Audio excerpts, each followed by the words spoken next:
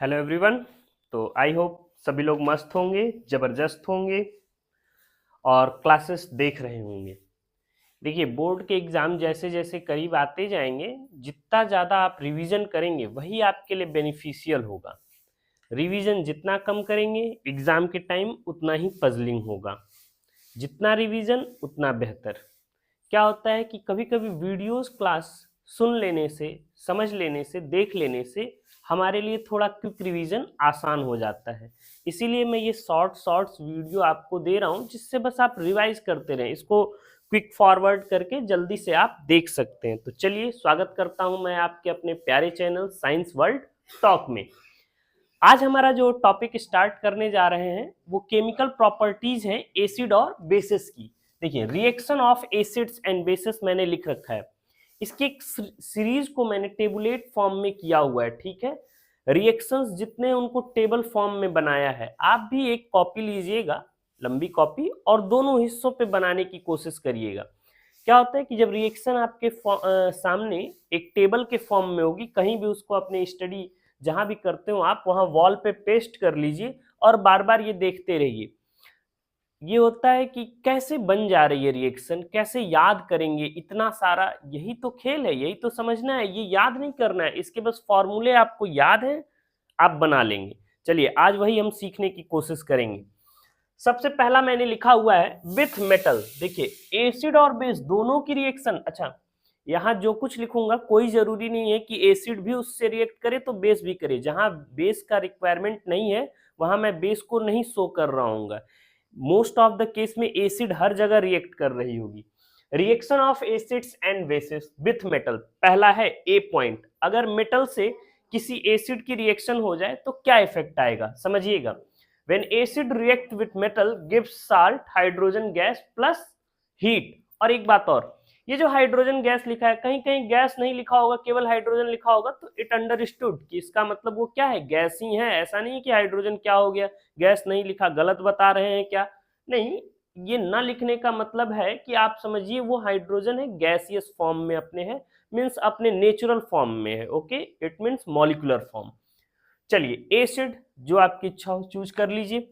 When HCl react with magnesium. Magnesium क्या है, metal है, और HCl का नाम बताइए, हाइड्रोक्लोरिक एसिड। क्या नेम है, हाइड्रोक्लोरिक एसिड। मैग्नीशियम है मेटल, कैसी मेटल है, एक्टिव मेटल है। याद रखिएगा, एसिड जब भी रिएक्ट करेगी तो किस टाइप के मेटल से रिएक्ट करेगी, एक्टिव मेटल से, like sodium, potassium, lithium, magnesium, beryllium. ठीक है। अब आइए, मैग्नीशियम ने रिएक्ट किया, क्या बनाएगा, साल्ट बनाएगा। साल्ट कौन सा बनेगा, तो देखो कॉमन सेंस लगाओ। मैग्नीशियम है और अगर ये HCl टूट रहा होगा तो क्या क्या देता होगा, क्लोरीन निगेटिव और H पॉजिटिव। ये सब रफ डायग्राम आपको बताते हैं केवल समझाने के लिए। ये सब रिएक्शन में आप एग्जाम में नहीं करेंगे, ठीक है। मीन्स सॉरी, रिएक्शन में बोल दिया, एग्जाम में आप नहीं करेंगे। आप बस ये समझेंगे क्या हो रही है process. H plus ion solution में मिलेगा और Cl नेगेटिव आयन। मैग्नीशियम कैसा होता है, पॉजिटिव चार्ज। कैसा होता है, पॉजिटिव चार्ज।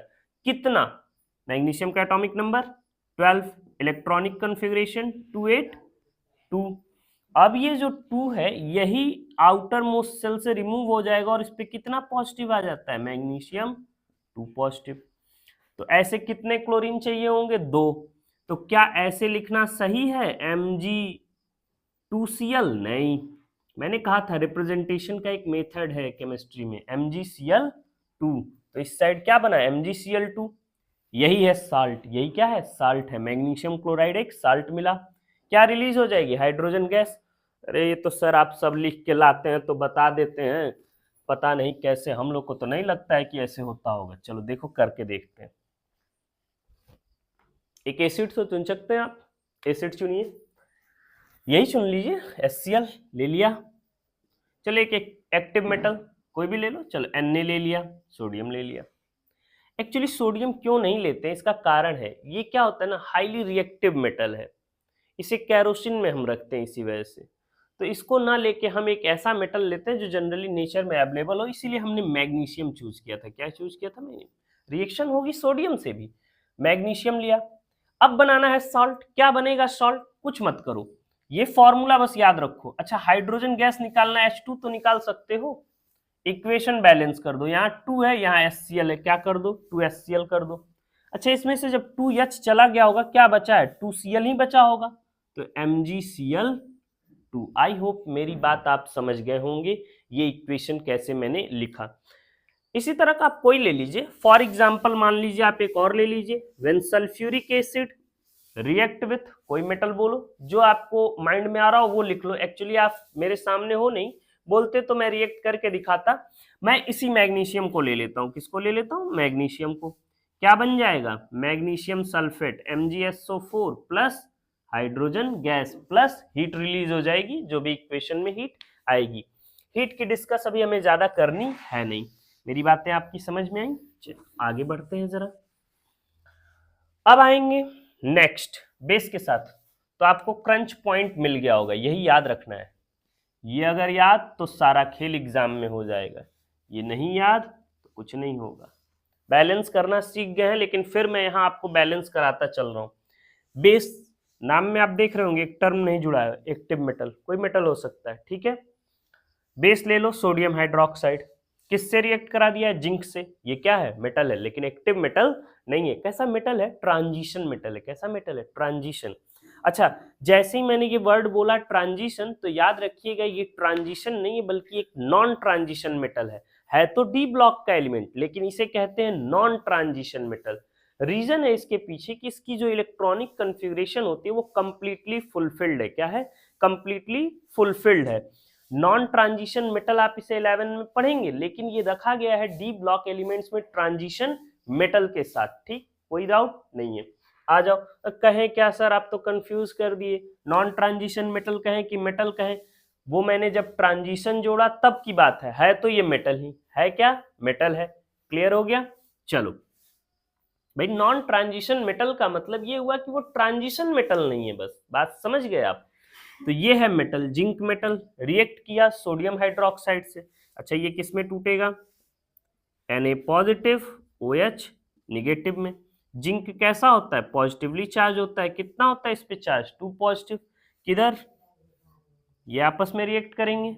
कितना चाहिए, ये 2 चाहिए। तो आप सोच रहे होंगे कि भाई यही होना चाहिए था, ये तो गड़बड़ हो गया। कर रहे होते आप ये गड़बड़ हो गया। यही चीज हमने कहा है आपको, क्या याद रखो, ये याद रखो, मामला क्लियर हो जाएगा अब आपका। हमको क्या चाहिए, अब देखिए जैसे उसको मैंने किया वैसे ही इसे करके दिखाता हूं। मान लो मैंने ये मिटा दिया, फिर वही लिख लेते हैं। हमारे पास था सोडियम हाइड्रोक्साइड, लिखा sodium hydroxide plus zinc metal. अब ये जो रूल कहता है इसी पे चलिए, ये बेस है, ये मेटल है। सॉल्ट का नहीं पता क्या बनेगा, नहीं पता, I don't have any idea, you also don't have any idea. ये आइडिया, हाइड्रोजन गैस रिलीज होगी, रिलीज कर दो H2 गैस, कोई हीट भी रिलीज होगी, हीट की चर्चा नहीं करते। अब जब H2 निकल गया तो यहाँ कितना H चाहिए था, 2 कर दीजिए, जो कुछ बचा है वो यहां आ जाएगा। बताइए कितना Na है, 2 है। मेटल हमेशा सबसे पहले लिखते हैं, और वो मेटल उतना पहले लिखते हैं जिसका एटॉमिक मास या एटॉमिक नंबर कह लीजिए जितना पहले आए। सोडियम पहले लिखा, फिर कौन आएगा, जिंक आएगा। कौन आएगा, जिंक आएगा। फिर उसके बाद लिखते हैं नॉन मेटल, कौन बचा है, ऑक्सीजन। कितना बचा है, 2। नाम क्या हो जाएगा इसका, सोडियम जिंकेट। क्या नाम हो जाएगा, सोडियम जिंकेट। देखा, क्लासरूम से आसान, एकदम बनाने का तरीका आसान, उलझन ही नहीं होगा कि यहाँ हमको कौन सा सॉल्ट मिलना चाहिए। अब बस फॉर्मूला अप्लाई करो, हाइड्रोजन गैस रिलीज करो, जैसे ही 2 लिखा इक्वेशन को बैलेंस करो यहाँ आके, अब जो कुछ बचा है यहाँ ले आओ। बात समझ गए आप मेरी। तो ये था acid react with metals, acid and base react with metals. आ जाइए इधर बात करते हैं, with metal carbonate and bicarbonate. Base देखो मैंने यहाँ नहीं लिखा हुआ है, इसका मतलब एसिड है जो केवल मेटल कार्बोनेट और बाइकार्बोनेट से रिएक्ट करेगी।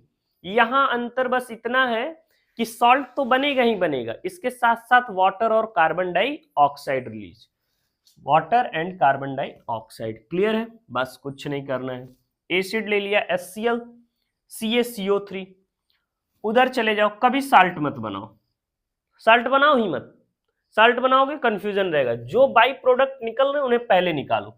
क्या रिलीज हुआ है? वाटर और कार्बन डाइऑक्साइड। देखिए H2O, यहां 2 है, यहां है ही नहीं, बैलेंस कर लो। हो गया, बात समझ में आया? कार्बन 1 है, कार्बन 1 है, ऑक्सीजन 2 1 3 है, 2 1 3 है, बैलेंस है। अब जो बच गए हैं उनको लिख दो। कौन बच गया है? Ca बचा हुआ है और Cl बचा हुआ है। अब Ca पे आप जानते हैं कितना चार्ज होता है? 2+।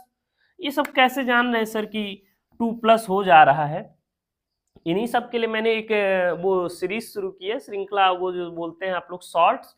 तो याद रखने का तरीका है, बेमग का सरबारे, बेमग का सरबा। ठीक है, चलिए इतनी ही समझ लीजिए। पहले बेरिलियम का एटॉमिक नंबर 4 12, ऐसे आप लिख सकते हैं। ये मैंने आपको गोल्डन रूल बताया, बस ये समझ लो। इस ग्रुप के जितने मेंबर होंगे, जिसकी एक प्रॉपर्टी होगी, सबकी लगभग लगभग वही प्रॉपर्टी होगी। मैग्नीशियम पे कितना पॉजिटिव चार्ज था? 2 था, सब पे 2 होगा। समझ गए आप मेरी बात? तो कैल्शियम किस ग्रुप का मेंबर है? मैग्नीशियम के ग्रुप का, बेरिलियम के ग्रुप का। समझ गए आप बात?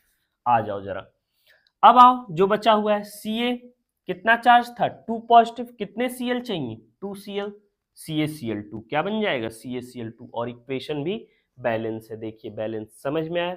सेम वर्क यहाँ अप्लाई करेंगे आप, और इक्वेशन को क्या करेंगे? बैलेंस करेंगे। ट्राई करिए एक बार, कोशिश करिए, फिर तो मैं बता ही देता हूँ। अभी देखो एसिड डिफरेंट ले ली है, मैग्नीशियम हाइड्रोजन कार्बोनेट ले लिया, कुछ सोचना मत, बस यहाँ वाटर लिखो। क्या लिखो? वाटर लिखो, कार्बन डाइऑक्साइड लिखो, और फिर इक्वेशन बैलेंस कर डालो। जो लोग बचे हुए हैं उनको बैलेंस करो। हाइड्रोजन 2 2 है, क्लियर है। ऑक्सीजन देखिए बैलेंस है। सॉल्ट क्या बनेगा? सवाल यह है कि सॉल्ट क्या बनेगा? तो मैग्नीशियम सल्फेट बनेगा। क्या बनेगा? MgSO4। Mg है, SO4 है।